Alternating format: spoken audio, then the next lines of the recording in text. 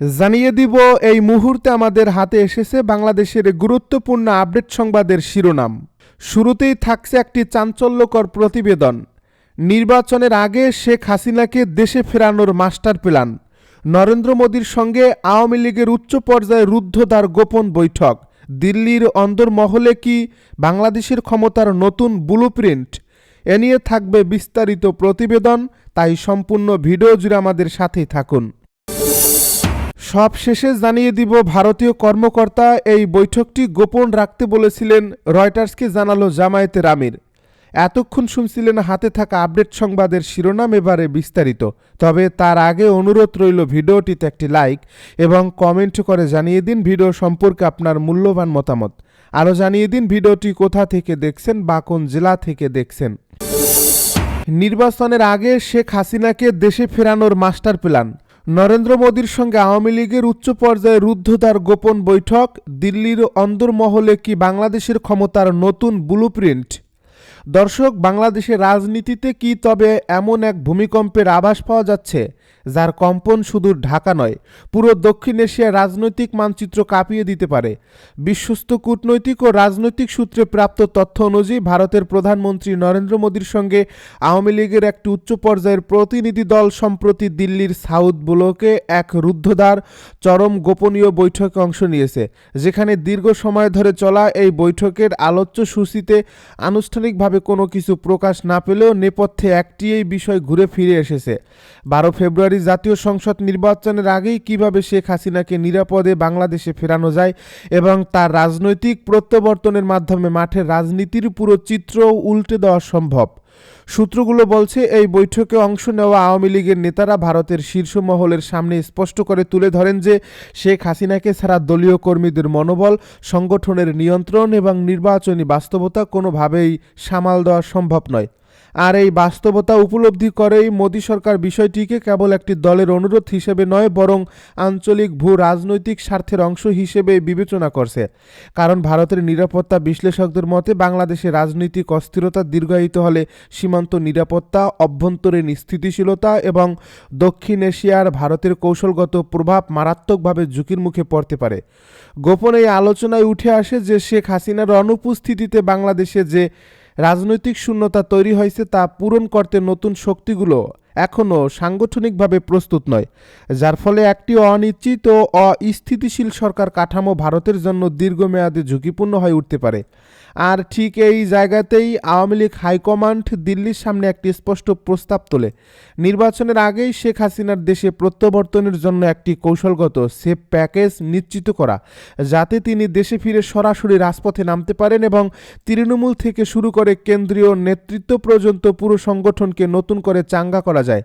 বৈঠক সংশ্লিষ্ট সূত্রের দাবি, মোদী সরকার এই প্রস্তাব পুরোপুরি নাকচ করেনি এবং বিষয়টি নিয়ে ইতিবাচক মনোভাব দেখিয়েছে এবং সম্ভাব্য কূটনৈতিক ও লজিস্টিক সহায়তার বিভিন্ন দিক নিয়ে আলোচনা হয়েছে, যেখানে আন্তর্জাতিক প্রতিক্রিয়া, আইনশৃঙ্খলা পরিস্থিতি, বিমান চলাচল, নিরাপত্তা বলয় এবং গণপ্রক্রিয়ার সম্ভাব্য দৃশ্যপট বিশ্লেষণ করা হয়। পরিকল্পনার একটি গুরুত্বপূর্ণ অংশ হিসেবে আলোচনায় আসে যে শেখ হাসিনা দেশে ফিরলে তিনি কোনো সীমিত কর্মসূচিতে আটকে থাকবেন না, বরং সরাসরি জনসমাগমে অংশ নেবেন, যার ফলে দীর্ঘদিন ধরে নিষ্ক্রিয় থাকা আওয়ামী লীগের তৃণমূল কর্মীরা হঠাৎ করে রাজপথে নেমে আসবে এবং মুহূর্তের মধ্যে নির্বাচনের পরিবেশ নাটকীয়ভাবে বদলে যেতে পারে। আওয়ামী লীগের শীর্ষ মহলের দাবি, নেত্রীর প্রত্যাবর্তনের খবর ছড়িয়ে পড়ার কয়েক ঘন্টার মধ্যেই দেশের রাজনীতিতে শক্তির ভারসাম্য সম্পূর্ণ নতুন দিকে মন নিতে পারে। তবে এই গোপন বৈঠকের খবর প্রকাশ্যে আসতেই ঢাকার রাজনৈতিক অঙ্গনে শুরু হয়েছে তীব্র উত্তেজনা ও নানা প্রশ্ন। বর্তমান সরকার কি এমন একটি পরিস্থিতি মোকাবেলা করার মতো প্রস্তুত? আইনশৃঙ্খলা বাহিনী শেখ হাসিনার প্রত্যাবর্তনের ক্ষেত্রে কোনো অবস্থান নেবে? আদালত ও প্রশাসনিক কাঠামো কিভাবে প্রতিক্রিয়া দেখাবে? এবং সবচেয়ে গুরুত্বপূর্ণ বিষয় হলো, জনস্রোতের চাপ ও আন্তর্জাতিক কূটনৈতিক বাস্তবতার মুখে কোনো কঠোর সিদ্ধান্ত নেওয়া আদৌ সম্ভব হবে কিনা। রাজনৈতিক বিশ্লেষকেরা বলছেন, মোদী সরকার যদি সত্যিই এই পরিকল্পনাকে বাস্তবায়নের পথে এগোয়, তাহলে এটি হবে বাংলাদেশের নির্বাচনী রাজনীতিতে এক নজিরবিহীন ঘটনা, যেখানে একটি প্রতিবেশী শক্তি সরাসরি কৌশলগত প্রস্তাব বিস্তার করে নির্বাচনের আগের পুরো রাজনৈতিক মাঠ নতুন করে সাজিয়ে দেবে। আর এই পরিস্থিতিতে বিএনপি ও অন্যান্য বিরোধী শক্তির কৌশলও বড় ধরনের চ্যালেঞ্জের মুখে পড়বে। কারণ শেখ হাসিনার প্রত্যাবর্তন শুধু একটি ব্যক্তির ফিরে আসা নয়, বরং একটি পূর্ণাঙ্গ রাজনৈতিক ব্র্যান্ডের পুনরুত্থান, যা আবেগ, সংগঠন ও ক্ষমতার দীর্ঘ অভিজ্ঞতাকে একসাথে মাঠে নামাবে। দিল্লির অন্দরমহলে হওয়া এই বৈঠকে তাই শুধু একটি কূটনৈতিক ঘটনা নয়, বরং এটি বাংলাদেশের ক্ষমতার দাবার বোর্ডে দেওয়া এক অত্যন্ত হিসেবি চাল, যেখানে প্রতিটি গুটির অবস্থান নতুন করে নির্ধারিত হতে যাচ্ছে। প্রশ্ন একটাই, এই চাল কি শেখ হাসিনাকে আবারও ক্ষমতার কেন্দ্রে ফেরার পথ তৈরি করে দেবে, নাকি এটি বাংলাদেশের রাজনীতিতে আরও গভীর সংঘাত ও অনিশ্চয়তার দুয়ার খুলে দেবে, যার পরিণতি গিয়ে ঠেকবে অপ্রত্যাশিত এক রাজনৈতিক বাস্তবতায়। ভারতীয় কর্মকর্তা এই বৈঠকটি গোপন রাখতে বলেছিলেন, রয়টার্সকে জানালো জামায়াতের আমির। বাংলাদেশ জামায়াত ইসলামীর আমির ডাক্তার শফিকুর রহমান এবছরের শুরুতে ভারতের একজন কূটনীতিকের সঙ্গে বৈঠক করেছিলেন। বার্তা সংস্থা রয়টার্সের প্রতিবেদনে বলা হয়েছে, বুধবার নিজের বাসভবনে দেওয়া এক সাক্ষাৎকারে জামায়াতের আমির এই বৈঠকের বিষয়টি নিশ্চিত করেছেন। এই বৈঠকটি তার বাইপাস সার্জারির পর অনুষ্ঠিত হয়েছিল। জামায়াতের আমির রয়টার্সকে বলেন, অন্যান্য দেশের কূটনীতিকরা যেমন প্রকাশ্যে তার সঙ্গে সৌজন্য সাক্ষাৎ করেন, ভারতীয় কূটনীতিক তা করেননি। ওই ভারতীয় কর্মকর্তা বৈঠকটি গোপন রাখতে বলেছিলেন। শফিকুর রহমান বলেন, কেন? অনেক কূটনীতিক আমার কাছে এসেছিলেন এবং তা প্রকাশ করা হয়েছিল, সমস্যা কোথায়?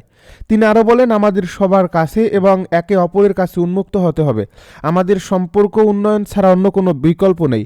জামায়াতের আমিরের এই বক্তব্যের বিষয়ে জানতে চেয়ে ভারতের পররাষ্ট্র মন্ত্রণালয় থেকে তাৎক্ষণিকভাবে কোনো সাড়া পাওয়া যায়নি।